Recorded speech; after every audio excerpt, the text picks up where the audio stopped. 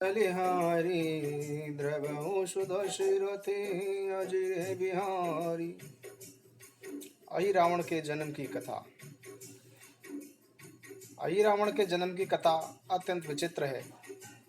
जब मंदोदरी के गर्भ से बालक का जन्म हुआ तो वह भयंकर 20 सर्पों से लिपटा हुआ था।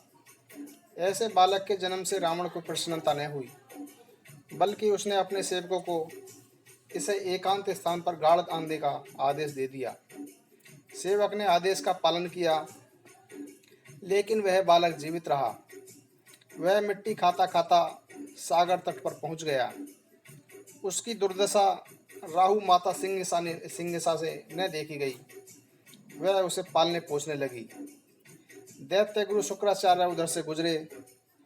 उन्होंने सिंहिका से पूछा, इसे कहाँ से लाई हो? सिंहिका ने उत्तर दिया कि सागर के किनारे से। दैत्य गुरु ने सिंहिका को बताया कि यह तो रावण का पुत्र है। उन्होंने ही बालक का नाम अहिरावण रखा। अपने जन्म की कथा सुनकर अहिरावण समुद्र में कूद पड़ा। वह वितल में पहुंच गया। वहां नागों का राज्य था।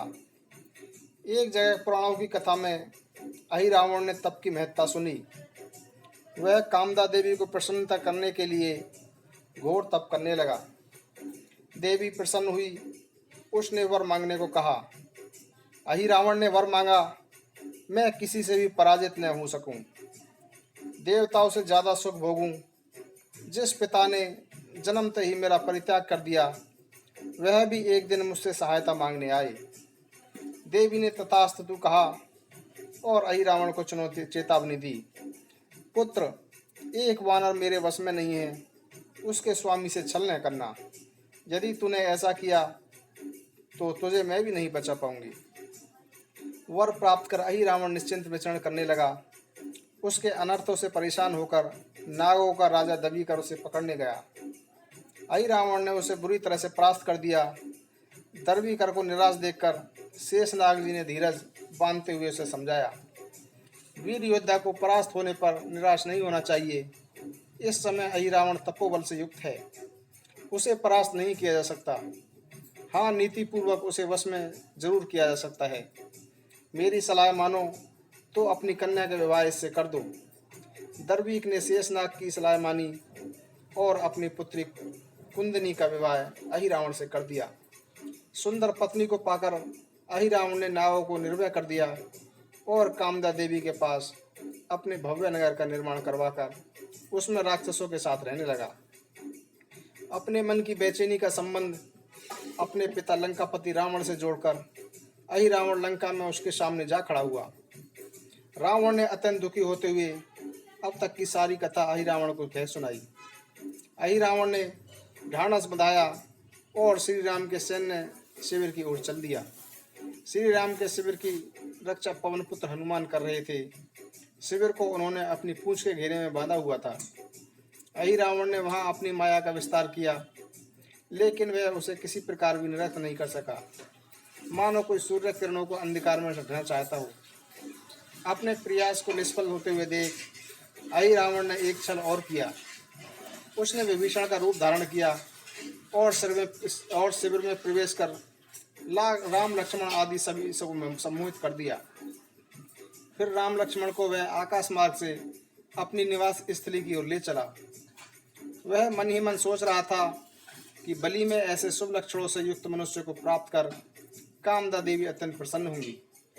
रावण को यह समाचार मिला तो वह अत्यंत प्रसन्न हुआ। वानर रक्षकों का जब सम्मोहन टूटा तो उन्होंने पाया कि राम लक्ष्मण उस स्थान पर नहीं है जहां वे विश्राम कर रहे थे। शिविर में उन्हें ढूंढा गया, लेकिन जब उनका कहीं भी कोई पता नहीं चला तो समूची सेना आशंका में घिर गई। हनुमान जी ने जब विभीषण के जाने की बात की तो विभीषण को समझने देर न लगी कि क्या हुआ है। उन्होंने कहा कि मेरा रूप धारण करने की क्षमता मात्र अहिरावण में है। वही दुष्ट महाप्रभु श्री राम और वीर लक्ष्मण को छल से अपने लोग लेकर गया है।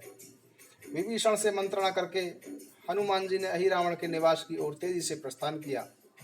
वे अत्यंत लघु रूप बनाकर जैसे ही अहिरावण के भवन में प्रवेश करने लगे, द्वार पर खड़े वानर ने उन्हें रोका। तू कौन है? जो पवन पुत्र हनुमान के पुत्र की आंखों में मिट्टी झोंककर महल में प्रवेश करना चाहता है। द्वार रक्षक वानर के वचनों को सुनकर हनुमान जी गरज कर बोले, मैं हनुमान बाल ब्रह्मचारी हूँ, तब तू मेरा पुत्र कैसे हो सकता है। अपने सामने अपने पिता पवन कुमार को देखकर मकर ध्वज भाव विह्वल हो उठा। उसने हनुमान जी के चरणों का स्पर्श करते हुए कहा, जब आप लंका दहन करने के बाद आग बुझाने के लिए सागर पर उतरे तो आपके पसीने की एक बूंद समुद्र में गिरी, जिसे एक मछली ने पी लिया। मेरा जन्म उसी से हुआ है। हनुमान ने जब राम और लक्ष्मण के बारे में पूछा तो मकर ध्वज ने उन्हें सब कुछ बता दिया। उसने यह भी बताया कि अहि रावण आज होम में उनकी बलि देगा। यह सुनकर जब हनुमान अंदर जाने लगे तो मकर ध्वज ने कर्तव्य की दुहाई देते हुए हनुमान को रोका। दोनों में युद्ध हुआ। दोनों समान बलशाली थे, लेकिन हनुमान ने पूंछ से मकर ध्वज को बांधा और सूक्ष्म रूप धारण कर महल में प्रवेश किया। वे पूजन के लिए जा रहे पुष्प में प्रवेश कर गए। पूजन के लिए जैसे ही उस पुष्प की देवी के मस्तक पर रखा गया, हनुमान ने चरणाघात से देवी को वहां गाड़ दिया। वे स्वयं देवी बन गई। उन्होंने मुख खोल लिया। वे राक्षसों द्वारा चढ़ाए जा रहे मिष्ठान को खाने लगे। राक्षसों ने सोचा कि देवी प्रसन्न है। यह समाचार जब अहि रावण को मिला तो वह भी अत्यंत प्रसन्न हुआ। बलि के मुहूर्त से पहले राम लक्ष्मण को वहां लाया गया। अहि रावण ने राम लक्ष्मण को संबोधित करते हुए कहा कि तुम दोनों को यहाँ कोई बचाने वाला नहीं है, क्योंकि यहाँ देवताओं का प्रवेश संभव नहीं है। यहाँ वही आ सकता है जिसे मैं चाहूँ। फिर तुम दोनों जिसे भी अपना इष्ट मानते हो उसे याद कर लो। अहि रावण के अहंकार से बड़ी वाणी सुनकर राम लक्ष्मण मुस्कुराए। दोनों ने एक दूसरे की ओर देखा। श्री राम ने अहि रावण की ओर देखा और बोले, मैं तुम्हारी देवी की आंखों में तुम राक्षसों का विनाश देख रहा हूँ। तुम अपनी रक्षा का प्रबंध करो। तुम सबको अब कोई नहीं बचा पाएगा। श्री राम के इन वचनों के बाद हनुमान जी ने भयंकर अट्टहास किया और अपने असली रूप में आ गए। उन्होंने वहां इकट्ठे हुए सभी राक्षसों को मार डाला। अहि रावण के पास बचकर भागने का कोई मार्ग न था। अपनी भूल के लिए क्षमा ने मांगता हुआ वह अहंकारी बोला, वानर मैं अक्षय कुमार नहीं हूँ जिसे तूने आसानी से मार दिया था। इतना कहकर उसने अपनी भयंकर तलवार का प्रहार हनुमान जी पर किया, लेकिन वज्रद्रेय हनुमान से टकराकर वह तलवार टुकड़े टुकड़े हो गई। वीर हनुमान ने पहले तो भयंकर गदा के प्रहार से अहि रावण को निढाल कर दिया, फिर उठाकर उसे होम कुंड में डाल दिया। श्री राम लक्ष्मण के श्री चरणों में प्रणाम करने के बाद हनुमान अपने साथ उन दोनों को ऐसा ले चले मानो कोई माता विपत्ति में पड़ी अपनी संतान को बचाकर ले जाती है। हनुमान के इस रूप को देखकर श्री राम की उनसे प्रीति और भी प्रगाढ़ हो गई। वानरों ने जब हनुमान जी के कंधे पर राम लक्ष्मण को देखा तो समूचा शिविर उनकी जय जयकार से गूंज उठा। सभी को ऐसा लगा मानो प्राण वापस आ गए हों। लेकिन अहि रावण की मृत्यु का समाचार जब लंकापति रावण को मिला तो वह निस्तेज हो गया। उसका भय और गहरा हो गया। वह मूर्छित होकर इस प्रकार पृथ्वी पर गिर पड़ा जैसे पंख कटने के बाद कोई विशाल पक्षी आकाश से धरती पर गिर पड़ता है। अहि रावण की मृत्यु से रावण के मन में एक बार फिर निराशा गिर गई। वह मन ही मन भयभीत हो गया। मंदोदरी ने रावण को समझाया कि अब तो उसे सचेत हो जाना चाहिए, क्योंकि जिनके बल पर उसे गर्व था वे एक एक करके काल का ग्रास बन गए। लेकिन रावण ने अपनी पत्नी की बातों को कायरों की प्रतिक्रिया माना। उसका कहना था कि जो कदम उठ गया है अब वह पीछे नहीं हटेगा, भले ही बदले में उसकी जान ही गंवानी पड़े। मंदोदरी के चले जाने के बाद सिंदूर नाद नामक मंत्री रावण के पास आया। उसने रावण को सांत्वना दी, नाथ विचलित न हो, अभी आपका एक ऐसा पुत्र और भी है जिसकी सहायता से आपको विजय प्राप्त हो सकती है। रावण को मंत्री की बात समझ नहीं आई।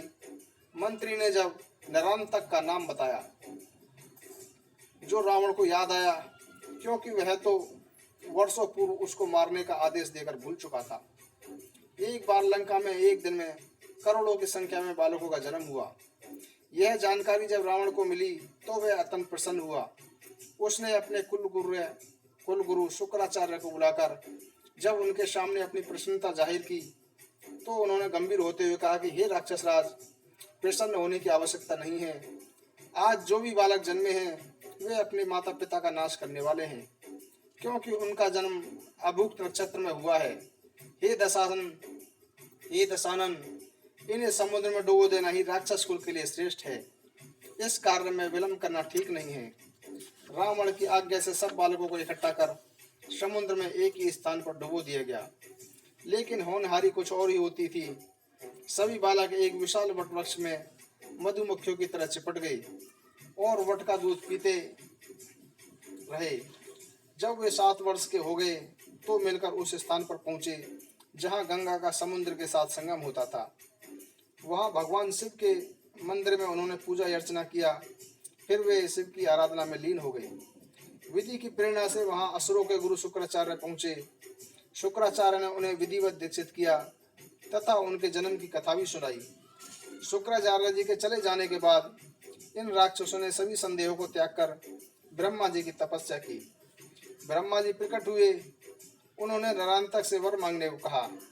तब वह बोला, मुझे कोई संग्राम में जीत ना सके ऐसा वर दें। ब्रह्मा जी ने कहा, सुग्रीव के 2 पुत्र दधिमुख के अलावा तुम किसी अन्य से पराजित नहीं होगे।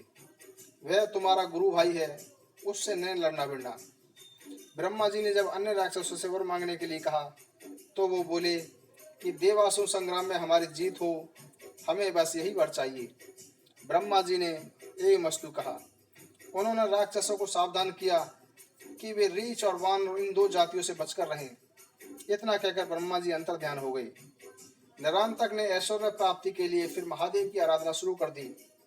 शिव के प्रसन्न होने पर उसने उनसे वर मांगा, देव मुझे ऐसा ऐश्वर्य दीजिए कि मेरे राज्य में राजा और प्रजा में किसी प्रकार का भेद न रहे और मेरा नगर बिना किसी प्रयास के बस जाए। भगवान शिव ने एवमस्तु कहा और अंतर ध्यान हो गए। शिव से वरदान पा नरांतक ने अपना नगर अंतरिक्ष में बसाया। इस नगर की ओर उसमें रहने वालों की शोभा तथा ऐश्वर्य देखते ही बनता था। विश्वकर्मा भी इस नगर को देखकर सोचने में विवश हो गए। नरांतक ने अपनी इस नगर का नाम बिहेवालपुर रखा। बिंदु नामक राक्षस की पुत्री बिंदुमती से नरांतक का विवाह हो गया। बिंदुमती पतिव्रता थी। उसके सत्य के कारण नरांतक की शक्ति और भी बढ़ गई।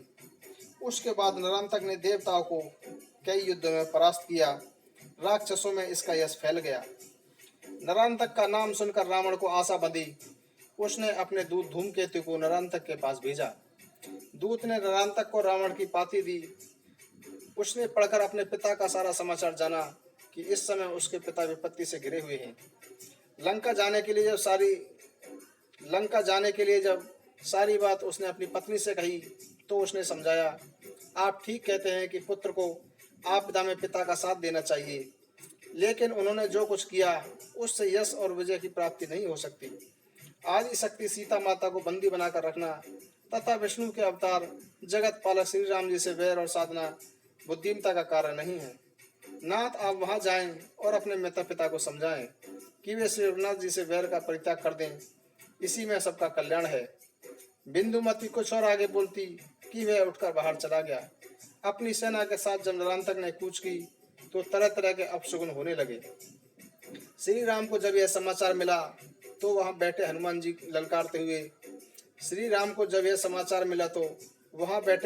ललकारते हुए राक्षसों की इस विशाल सेना की ओर भागी। पवन वेग से आते हनुमान को देखकर नरांतक ने धूमकेतु से पूछा, यह कौन है? तो उसने हनुमान जी का परिचय दिया। यह वही बानर है जिसने अक्षय कुमार और कालनेमी को मारा, जिसने अहिरावण को अपने दल बल के साथ मटियामेट कर दिया। इतना सुनते ही नरांतक ने धनुष संधान किया।